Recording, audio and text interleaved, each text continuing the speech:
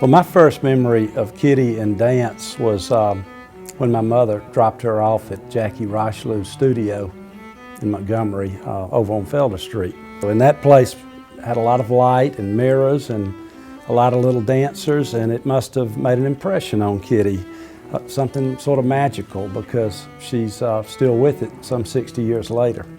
Kitty is a special personality for dance and for ballet in particular. She understands the differences and yet the overlap between forms of dance, principally ballet and modern dance. She also brings with her a personal touch. She is, I'm sure many would agree with me, a maternal spirit for the young ladies and young men in her company. As a matter of fact, Kitty is probably a maternal spirit for all the parents as well, because if you frequent her performances, you will see parents, you will see uncles and aunts and cousins, and everybody as a part of the performance. And she brings that spirit, she brings that personal touch, and yet she is, by reputation, a strict disciplinarian. You know, for many years she's been laboring in the vineyards, almost as a city employee. We actually house her at the Armory, and she does so much great work, not only with kids, but with the whole cultural arts side of the equation. What she does down on the riverfront is just spectacular.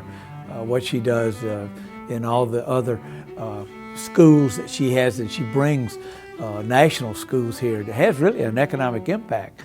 Reading letters from former dancers like Wendy White and Ashlyn Stallings, it made me realize that she did much more than teach the mechanics of ballet. Through her vision, she taught them to never quit looking for what you can't see in yourself. You see, Kitty instilled in them the ability to dream and to see themselves achieving more than they thought they could ever do.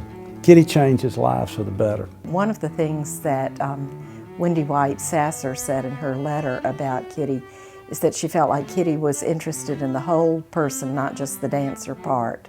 She wanted to nurture her dreams as a dancer, but she didn't want her to beat herself up about mistakes made along the way. And Kitty's just really good at motivating young people and advising them. Miss Kitty's classes were a place where you could come after school, away from parents and away from teachers, to kind of a neutral ground where you were your own person and you had to get by on your own merits. Kitty was going to guide you, Kitty was going to demand great things of you, and if you worked your hardest and had brought passion and discipline to what you did, you would get the results and you could be proud of yourself at the end of the day.